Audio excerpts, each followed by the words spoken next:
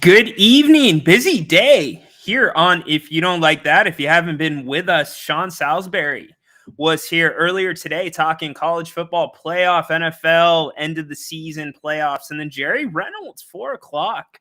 Grant and Jerry, you guys got to go check that out if you haven't already, but check that stuff out after tonight. We got a lot still left on the docket for you. Pregame show right here with myself, Ryan, in Sacktown, and then halftime with Jerry Reynolds and post-game coverage right here on If You Don't Like That, with Grant and I wrapping the night off. But Kings and Magic tonight, the Kings bugaboo, back-to-back games. Can they get it under control tonight? They have not yet this season, and arguably coming off the worst loss of the season. And mind you, we're saying the worst loss with a Portland loss that was not too long ago. So can the Kings get back on track tonight? We will see both teams tonight, the Magic and the Kings, on the second night of back-to-backs. But it's Kings Magic from the Golden One Center. We get who's in, who's out, and the rest of it on the other side. And, of course, all of you. So this is the pregame show on If You Don't Like That.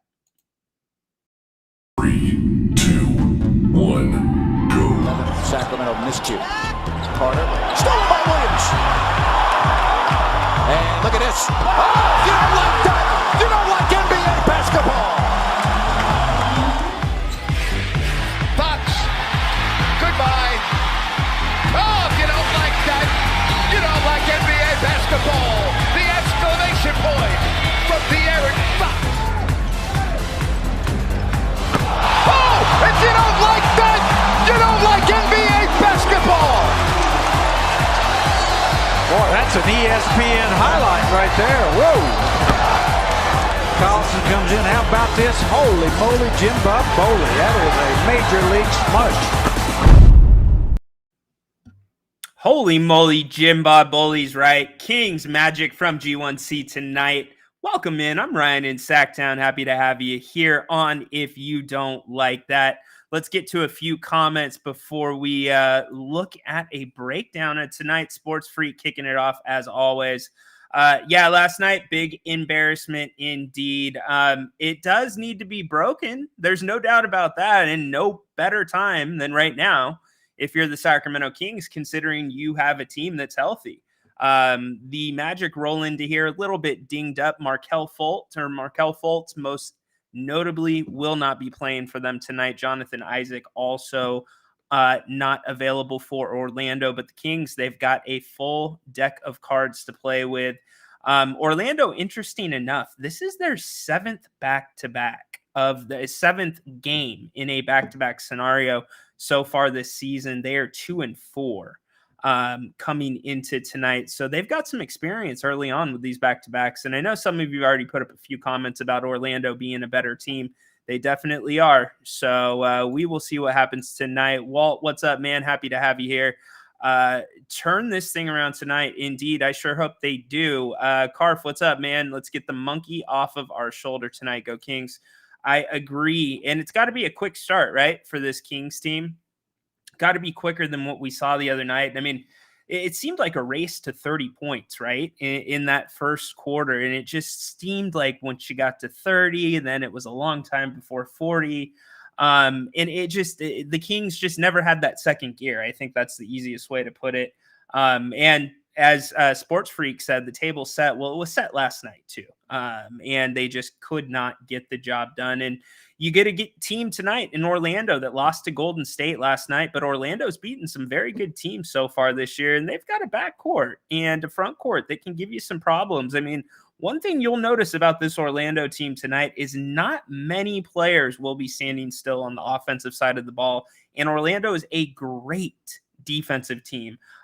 Third-ranked defense in the NBA, defensive rating, and then sixth in points allowed to their opponents. So the Kings are going to get a test. So it's that classic question, especially on a night where it's a back-to-back for both teams. What's going to be more effective, jump shooting or defense? And that's what it's going to come down to between the Kings and the Magic tonight from the G1C. Jeff's chiming in. What's up, Jeff, man? Boston and Milwaukee lost to the Magic. In Orlando, they did, down in the land of Dizzy. Bounce back. Else questions will arise about Mike Brown. Yeah, I think we're starting to get there regardless. I mean, don't be fooled by this team's record. The Kings, there's problems. And what they are, I think the coaches are still trying to kind of put their finger on that. I think there's speculation about what some of these problems could be. And if you look at the statistics and you read in between the lines and compare and contrast this year's team versus last year's team, I think there is a little story there. There's a story within the story. So is Mike Brown a part of that? Absolutely. So I think that's something to keep your eye on, regardless of if the Kings win tonight or lose tonight. Ben, what's up, man? Happy to have you here. Honestly, the Kings' next 6 games are all very winnable. They need to step up here and make it happen. It's a great point, Ben. I'm going to go over that here in a little bit on the back end of the show, but you could see where this might get away from the Kings really quickly if you get a loss tonight, because the Kings play again Friday night and then Sunday night as well. And the next 3, definitely winnable. But then after that, the games get more difficult. You get teams that are, a couple of those teams that are considered in that contender conversation. So it could get away from this team, but credit to this team. We've seen since they have been together, they usually put a stop to, downfalls. They put a stop to losing streaks. We usually see it capped off at a couple games here and there. So hopefully that can continue tonight. Jay, what's up, man? Happy to have you. A meltdown tonight will lead to full-on fan panic. Yeah, I think we're kind of there. And again, look at the Kings record. It's not a bad record. But I think, again, we can see all the right things, or we can be told that you're doing all of the right things, i.e. you have a good record. But then just as people, or, fans of basketball, or people that talk about basketball for a living, sometimes it just doesn't pass the eye test. And I think that's kind of where Sacramento and the fans are at. 'Cause this is a very, very smart fan base. So I think we are already right in the middle of that. Alberto, welcome to the party, buddy. Not expecting much tonight. This team has been terrible on back-to-backs. Wouldn't be surprised if they get blown out. Yeah, and remember, in their back-to-back losses, in every back-to-back, second night of back-to-backs, they have not been competitive. So that's something that we would see right off the bat in this game tonight against Orlando. And don't sleep on, again, Orlando's backcourt. They've had a really nice combination between Paolo Banchero and then also with Franz. They have played really, really good basketball together. And we'll see if that hooks up tonight. They play big minutes. So both played big minutes in the loss to Golden State last night. So we will see what happens with Orlando rolling into town tonight. Interesting night for Sacramento. Expectations unknown. Where's the bar for everybody knowing what we know about this team? But again, another crack at it, another bite at the proverbial apple to get back on the winning track. Let's take a look at how these teams match up tonight, brought to you courtesy of The Athletic. If you're getting any action on this one, that's right. 4.5-point favorites are the Sacramento Kings. Again, defense, that's where this team lives with Orlando. Look at the steals down there, ranking 5th in the NBA at 8.1. So that's going to be an interesting matchup to watch with the Kings tonight, because the Kings tend to take care of the basketball very well. That's a strong suit of this team. Orlando tends to steal the basketball. So could that be a sticking point and something we may hear a little bit more about tonight? Certainly. 3-point shooting, my goodness. The Kings, we know their percentage on the season, and I think it's fair to talk about their percentage on the season, because when we go away from that and we begin to look at their percentages on back-to-backs, it's a completely different story with the Sacramento Kings. So let's take a look really quick at this. And nobody's going to be surprised when you see this. The Kings on back-to-backs this season, they are 0-4, but look at the percentages, guys. From the field, only 42.4%. And then from there, it gets even worse. And this is the number that you got to worry about as a Kings fan. 26.9% from beyond the arc. That's where the Kings make their bread and butter. So on nights like this, where the legs are tired, the starters played big minutes, that is still, again, what the Kings are going to have to rely on. Can they get these numbers bumped up tonight? But you can see it's been ugly, and it's been ugly quick. So is tonight that night that the Sacramento Kings take it away from the Orlando Magic and finally put a W into the win column on nights that are the second night on back-to-backs? Happy to have you here. I am Ryan in Sacktown. This is If You Don't Like That. If it's your first time here, please consider subscribing. It would mean a lot to Grant and I. And please give us a thumbs up as well. And also, don't forget Jerry Reynolds live and in the flesh right here at halftime. We would love to have you back for that. And then after the game, Grant and I will wrap things up on If You Don't Like That. So we appreciate all your support. It has been a fun few days, regardless of how this basketball team has been playing. Why hasn't Monty made a move yet? Well, Lids, again, it's early. That would be a panic move, right? So that's the first thing I'm going to tell you. The second thing that I'm going to tell you is this is a seller's market. It is not a buyer's market. So the Kings, regardless of the player or players they may end up targeting, it's going to cost them something. It's going to be steep. So all of these things taken into consideration, just those are the peripherals, right? But now we get into the players and who needs what and who's available, who's not. Don't get me wrong. Monty's aware of what's going on. Not making a move yet doesn't surprise me. Now, the one move that wouldn't have surprised me would have been Siakam in Toronto. He had this weird little period in his contract where it was from December, it was the middle of December to the end of December, where any team that he was a part of during that period, he had the option to sign a 4-year contract extension. So had he been traded during that window, the Kings possibly could have re-signed him for 4 years right there on the spot. Outside of that window, teams can only re-sign him for 2 years. So that would be the only move that I think would have made sense this early. Furious Wolf, what's up? Happy to have you. Thanks for being here. Monty is cheap. That's why it's hard to trade. Or Monty is cheap. That's why it's hard to trade. Interesting take, Johnny. How is Monty cheap? So are you confusing the word cheap and smart together? Because the last time I checked, those aren't mutually exclusive. He's smart. The moves that he has made have been calculated. Moves that many fans, and I bet a number of you here in Sacramento understand some of the things that have been behind the moves Monty has made up until this point. But many fans in other markets would not understand the financials and the moves that Monty has made. So cheap, no. I'm not going to buy that argument. And look into that, Johnny. Maybe that'll change your mind. Look into what some of those moves have done to free up space other places that the Kings have used properly. So, or at least I feel the Kings have used properly. So go check those out. Lids is back in on the action.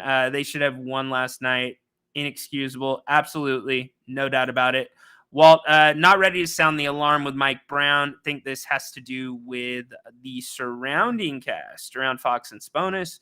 Think our roster last year was a little better than this year's roster. Now, that's a good debate, Walt. Yeah, we could debate that one all night. A lot of people, Walt, think this is a much deeper roster.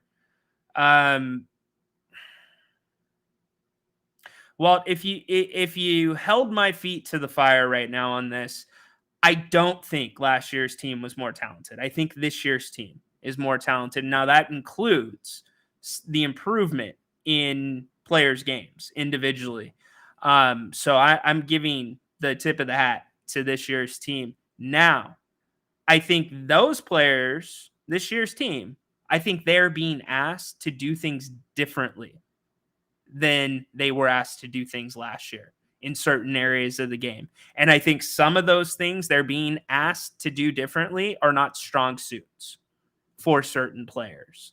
And I think what you're seeing is more frustration. I think what you're seeing is more thinking and less playing.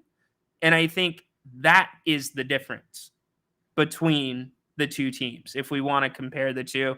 So I think we could have this conversation all day about which team's better and who's deeper, but I think it's more around the scheme. That is my opinion of this situation. So appreciate everybody checking in tonight. I'm loving all this. Walt, he's coming back. Curious, what do you think? Or what do you see from Murray tonight? He has to step up support Fox and Sabonis. It's the same thing we say every night, right? Well, same thing we say every night about this team and Keegan Murray. I want to see Keegan. He's going to get a difficult defensive matchup any way that you shake it. And with Franz Wagner tonight, maybe he gets a little bit of him. Probably will, now that I'm thinking about it. So you got that side of the floor you're dealing with. But then offensively, he's being asked to do so much more. But we're seeing he can do things incrementally better. We've seen him in flashes. So what's my expectation for him tonight, or what would I want to see tonight? The best way Keegan can support them tonight is getting to his spots. Keegan knows his spots. We know his spots. Getting to his spots and being confident and not hesitating. Too many people on this team are hesitating right now. So I want to see that from that young man. That is what he has to do. So you free, what is up? How you want to move now? The King just need to get more. Interesting. You're talking about LeBron, I guess, maybe help you guys. I'll go a little bit deeper into the chat to see what's going on. There's always a little show within the show, and that is exactly what is going right now. Anyways, Kings Magic tonight, getting ready to tip off from the G1C. I'm Ryan in Sacktown. This is If You Don't Like That. Pleasure having you here. If you missed any of the content from earlier today, go check it out at your leisure. Jerry Reynolds, full half-hour show with him. Grant and Jerry, that was awesome. And then Sean Salisbury, talking all things football, college and pro. So check that stuff out at your next convenience. We would greatly appreciate it.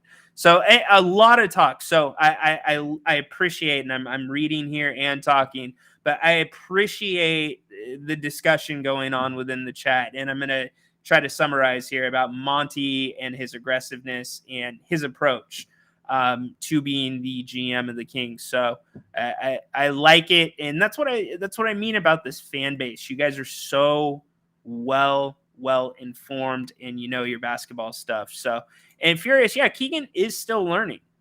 That's part of it, guys. He is only in his second year. Remember, Keegan Murray is in his second year.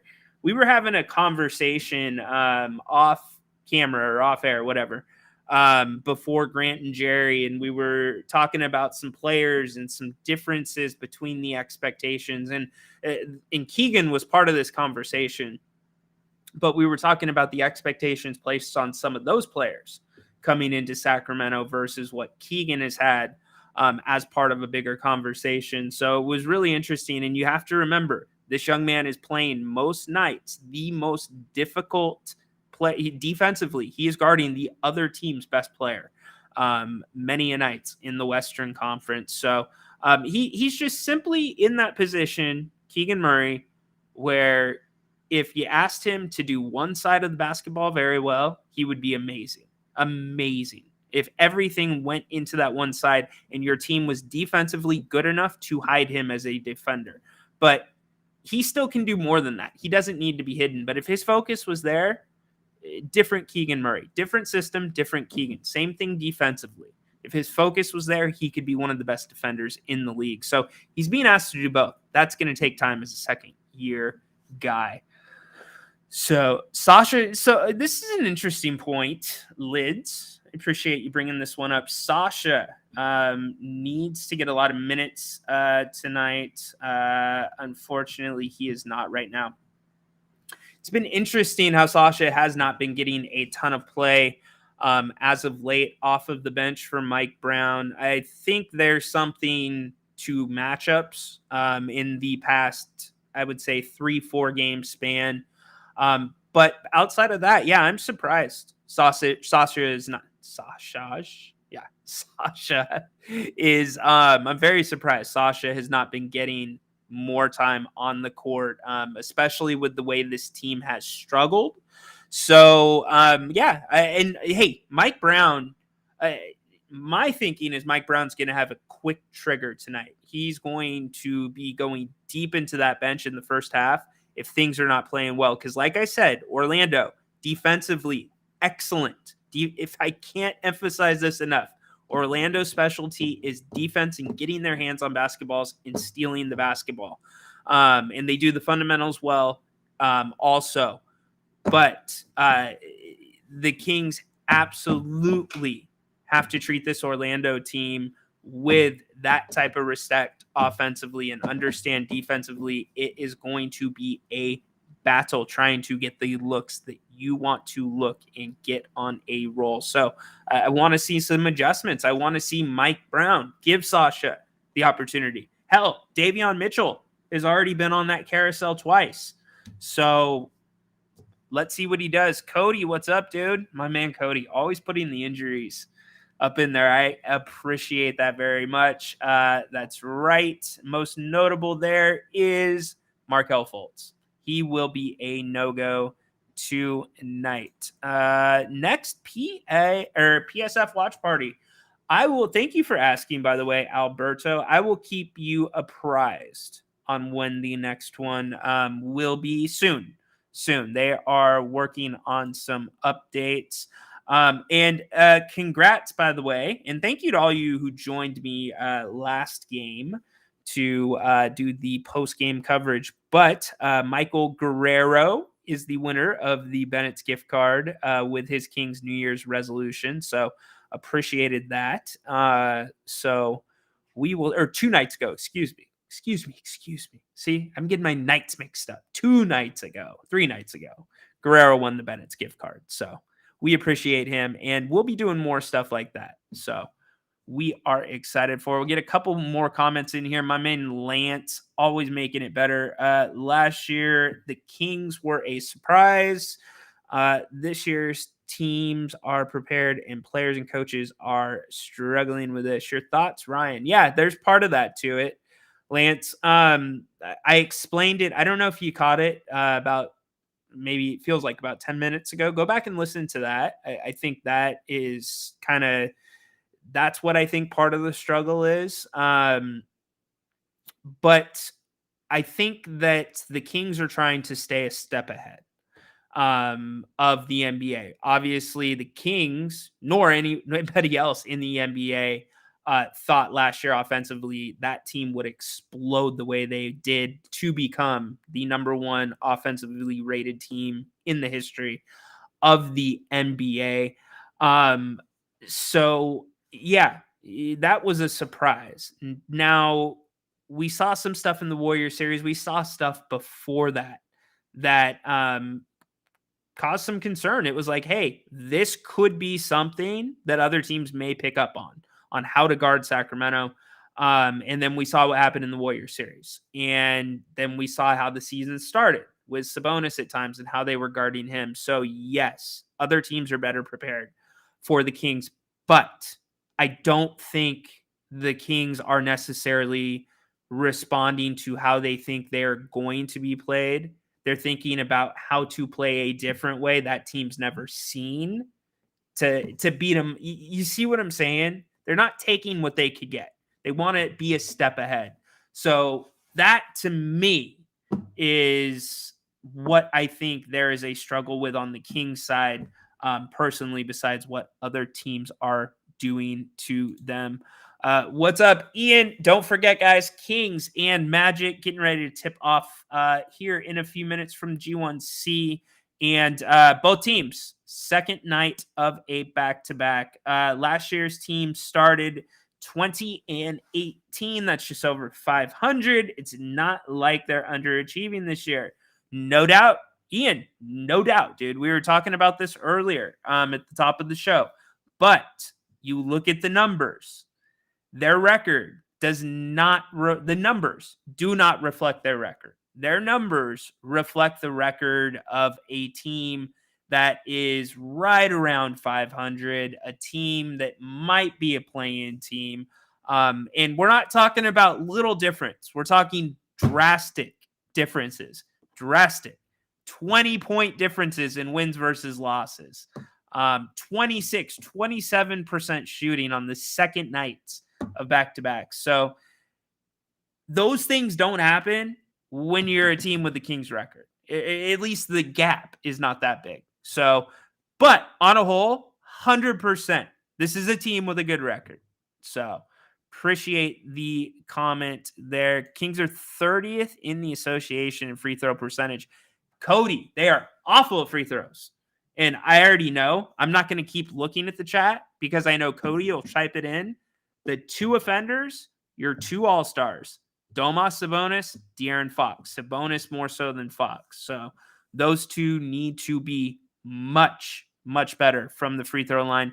And by the way, those two need to get to the free throw line. This team should be making more free throws than other teams take. Let me repeat that. Make more than they take. That's what this team should be doing, not doing it. So going back to their record, teams with the Kings record right now are doing that. So food for thought. But guess what? The Kings have tonight to get right, to get back on the right track, and get back in the winning column. Right the wrong last night. Arguably, again, second, if not worst loss of the season. So hopefully that will be the Kings tonight. I appreciate all you guys being here. Thank you so, so much. Don't forget, Jerry Reynolds right here. Get your questions ready. Get your jokes ready. If you want to run a new one by him, he is always all ears. So we are looking forward to having him. And then also Grant and I will wrap up the night on If You Don't Like That. Thank you. And if you haven't already, give us a thumbs up. Subscribe if you haven't. Kings Magic coming up tonight. The battle of defense and three-pointers. We will see who prevails. See you guys at the half.